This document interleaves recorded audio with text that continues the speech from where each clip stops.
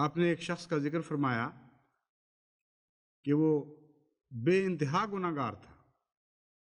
اتنا گناہ گار تھا کہ اس سے زیادہ گناہ کا کوئی تصور نہیں۔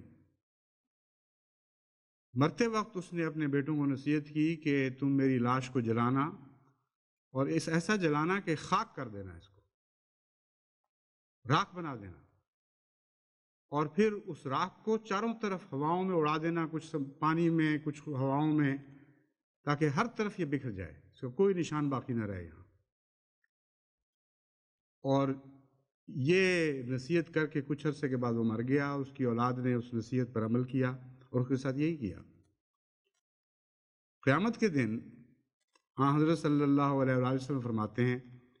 کہ اللہ تعالیٰ نے اسے بلایا اور پوچھا کہ تو نے یہ کیوں کیا تھا، سارا واقعہ بیان کر کے، یہ ہمارے علم میں ہے کہ تو نے ایسا کیا، کیوں ایسا کیا؟ اس نے جواب دیا کہ اے خدا، میں تیری پکڑ سے، تیرے عذاب سے سخت ڈرتا تھا،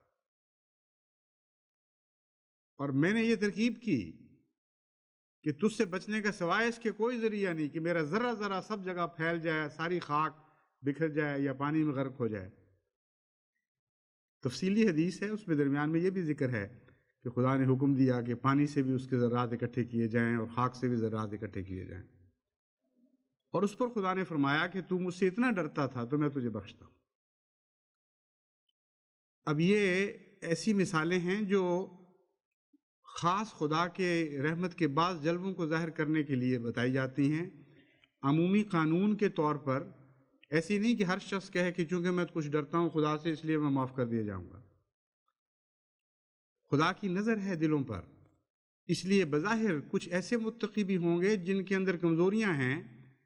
لیکن ان کے دلوں میں اپنے اعمال کے نتیجے میں خود ایک جہنم پیدا ہو چکی، اور کچھ ایسے بد ہیں جن کو بدیاں کرتے کرتے چین نہیں ملتا، اور ان کے اندر بھی ایک جہنم ہے، مگر وہ حال میں مزید کی جہنم ہے، اور بھی چاہیے کچھ، اور بھی چاہیے کچھ، اور بھی چاہیے، وہ حسرتوں کی جہنم ہے۔ اور یہاں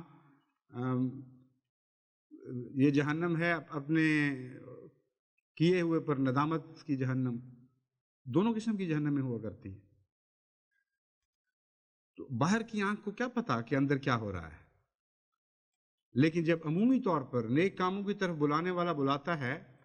تو اس وقت اجتماعی رد عمل سے پتہ چلتا ہے کہ ایک بڑا عظیم الشان ذخیرہ تقویٰ کا تھا اس جماعت میں، جس کے نتیجے میں اس نے حیرت انگیز طور پر نیکی کے کاموں میں لبیک کہا۔